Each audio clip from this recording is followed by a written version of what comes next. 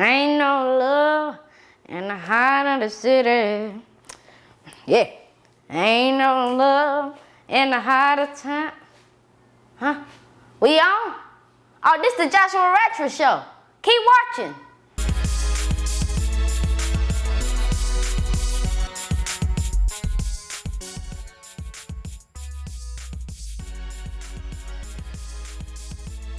Welcome to the Joshua Ratchford show. Imagine walking and minding your own business, and boom! The councilman of your city runs right into you. Well, guess what? That's exactly what happened to me. So help me welcome Councilman Tim Thomas to the Joshua Ratchford show. Hi, I'm Joshua Ratchford Jr. and I'm with Councilman Tim Thomas. So let's get started. How did you get started into politics? That's a very good question, actually. My father was an elected official. He was a councilman in Warren Robins when I was in elementary school. So all the way through school, I listened to water, sewer, natural gas, garbage pickup. And he was a councilman until after I was in college. Wow. So our dinner table was just sitting around talking city business from the time I could remember. Wow. I ran for student council. Man, I can give you a run for your money. I know you can. As a councilman, what are some of your responsibilities? Well, we handle budgets, spending of money. We create ordinances, which are city laws. We help a lot of people. For me, I'm in District 4, so I field a lot of calls every day just on issues in our district. And that's what we do.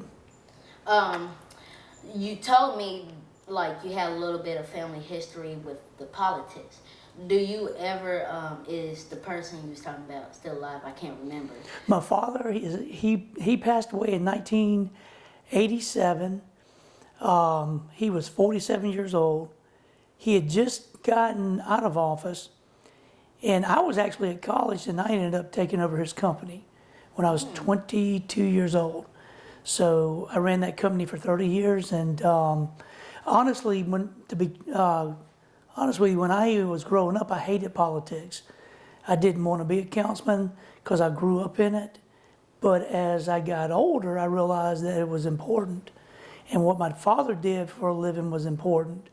I didn't see it when he was living, but I certainly saw it after he had passed away, and I had children of my own and saw the needs. So that's when I realized what he did is his job was very, very important to people. Wow. Are your goals going to be the same as your father's? You know, that's another good question, because I was telling my wife earlier, if you look at when I was growing up, the issues that were on council back then and what we are looking at today, they're basically the same things. Transportation, public transportation, policing, crime, recreation, employees, their raises.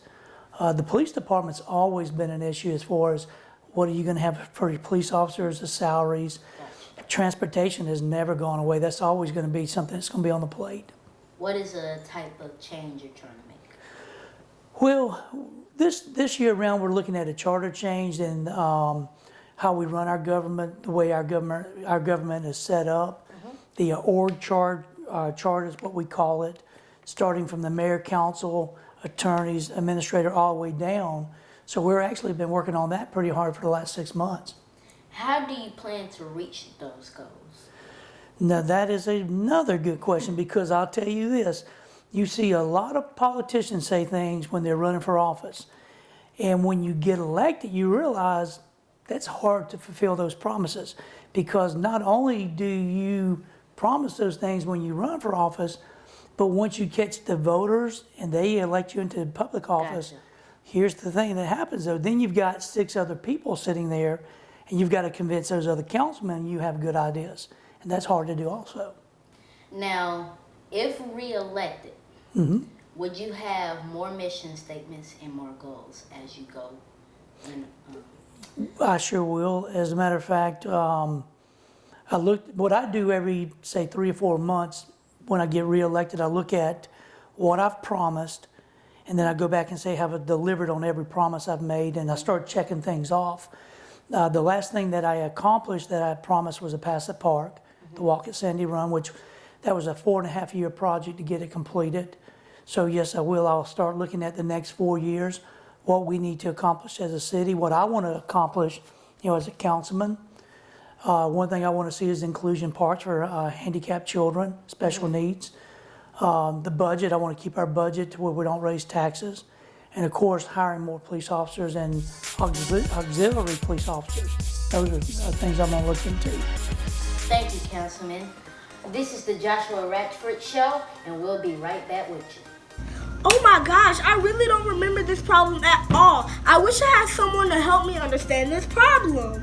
Girl, what? You haven't been on Miss Griffin's YouTube channel? No, I've never heard of it. Well, when I'm in trouble, I go to her channel and watch some of her videos.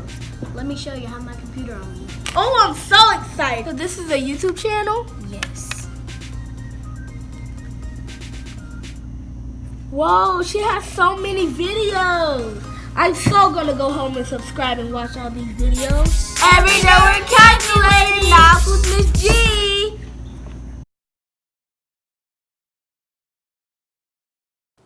Welcome back to the Joshua Ratchford Show. Let's talk some grown folks stuff. So, why is voting so important? It's extremely important. It's one of the rights that we still have in America, and we represent you. You vote us in to be your voice. I'll give you a good example. There was a Walmart coming in on Highway 41. I was out of town at Hilton Head, South Carolina. The voters wanted me to vote against it. It was important to their neighborhood not to have that shopping center there. So my wife and I got up that morning and we drove home from Hilton Head, South Carolina. I went and we fought this position for the homeowners. And after the vote, she and I went back to our vacation. But we're elected to be your voice. So when I go in there to vote, I don't just vote what I think. I vote what you ask me to do. And if a neighborhood wants something, I vote for it, whether I believe in it or not. I have to represent you. So voting is extremely important. It's funny because you said my voice or your voice. When I was running for student council in my school, my slogan was vote for the right voice. So that's, true. That's pretty cool. Politics seems so scary when watching things about it on the news and TV. Why do you think that? Well, I think that a lot of times, and I don't like this part of politics, but people get dirty. They talk about your families, they talk about you get called all kind of names. I've been called so many names over the last probably 2 years, 3 years, but I've got to the point where I just let it go. Right. But here's one thing you'll never see me do. No matter who is running against me or who I run against, you never hear me talk about them in a negative way or their families. We keep it classy. We win with class and we lose with class. And that's always the way I've been. My father was the same way. And, you just don't make it. To me, politics, it doesn't have to be dirty. People make it dirty. I'm not going to do that. I'm just not. Do the people you run against, do they care about what they say about you? That I don't know. I just firmly believe that when the voting is over and you've elected somebody, you still have to live by each other. You still have to run into each other. So there's no need for it to be ugly in politics. The reason I think you asked the question, why is it scary sometimes, especially on the national level, is no matter what side of the fence you're on, Democrat, Republican, they always try to paint it bad for the other side. And sometimes that can be scary. But see, for me, I like to vote for the person. I don't like parties. I like to see who somebody is, how they vote on the issue. So that's the way I always tend to vote. Do you think, if reelected, do you think you'll be a good person in office again? I certainly hope so. What I've realized after getting elected is this. The title is nice to have, and I'm sure a lot of people think that, but when you have to do the work every day, it can be boring, and a lot of times a lot of meetings, a lot of business lunches, and those things get boring and you get tired real quick. But I always try to treat everybody with class, with dignity. We don't make fun of people. And I'm a firm believer that whether you're the mayor or the guy pushing the weed eater, you're just as important. Wow. That's true. Good. My friends and I discuss politics often. Why aren't children able to give their opinion on politics and things we would like to see, since we are the future? Well, we had talked about years ago, the mayor wanted to put together a junior city council and have students from each part of the city, north side, Houston County, I think some middle schools, and elect somebody from each school to come to the council meetings and kind of hang out with us and be our counterpart. I'm not sure what happened to those plans, but I wouldn't mind seeing it. If you get reelected, I really want you to make that, because I'm going to run for it. We can make it happen. Oh, yeah. The councilman has a special place he wants to take us. So stay tuned as we take a trip there.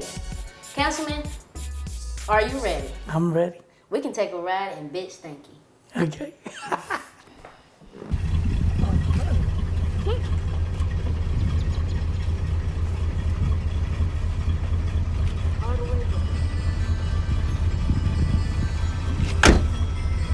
Guess what, guys? Christmas is next week. No, seriously, that's what it's going to feel like very soon. Don't wait to start your holiday shopping and get caught in the stores buying leftovers. Shop with Designs by Estelle Christmas Gift Shop starting October the 28th. All right, guys, we made it to the walk at Sandy Runs. So let's get to it. All right, so tell me about what inspired you to want to build this park for the community. Well, when I was elected 4 years ago, a little over 4 years ago, I made a promise that we would have a passive park. And when we come up with the idea, we did not want to build a park that had baseball, football, basketball. We've got enough of that. But what I thought about was we have a lot of senior citizens, a lot of young couples with babies, animals. So we wanted something that they could take and exercise, would be safe, well lit. And we come up with this park, and we wanted a passive park where you could exercise. So you'll see a lot of runners, a lot of seniors, like I was talking about. But the way we come up with the name of it is, I wanted something that sounded elegant. So I come up with the Walk at Sandy Run. And the reason we call it that is this is Sandy Run Creek. And they called it Sandy Run Creek because of all the sand. It was real sandy. That's what the Indians named it. Oh, wow. So that's pretty cool. It's history from the Indians that got this name. Yes. How did you guys find out that the Indians made that? Well, we have a guy that did a lot of research on this, and he had been keeping in touch with me, and he even knows what type of Indians, what tribe was here, and but that's why they call it the Sandy Run Creek. How special was it to the families to have their loved ones remembered in this way? Well, it was bittersweet, I think, because in order to have these boardwalks named after these children that lost their lives, it was hard on the families. And one family, they lost their son. He was in his 20s, and it was about 16, 17 months ago maybe. So it's real fresh with them, and they were very emotional. When I talked with the family, there was a lot of crying over the last year and a half. And then with the other family, their child was taken from them in 1987. And I'm going to tell you something. The one thing I did learn, I don't care if it was 1987 or 16 months ago, it's still, the pain is there. It never goes away. So I think it was bittersweet for both families. Do you think they thank you for that? Well, I didn't do it for thanks. I did it because I felt like that this park, we wanted people to come have reflection. The whole park is dedicated to anybody that lost loved ones that were taken in violent crime. So you'll see a memorial out there for them, and we just wanted to name the two major parts, one after a young man that was 13 and the other was in his early 20s. Thank you, Councilman. I would like to present you with a certificate Oh, of wow. appreciation. Well, thank you so much, buddy. You're I so. will hang this. Will be on my wall. That's cool. All right, guys, stay tuned for my final remarks.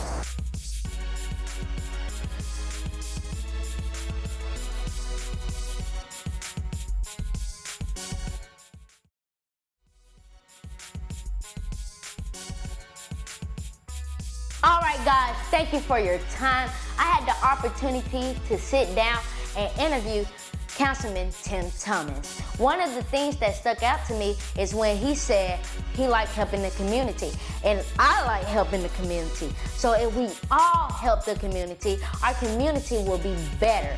So see you next time. Don't forget to like, comment, subscribe.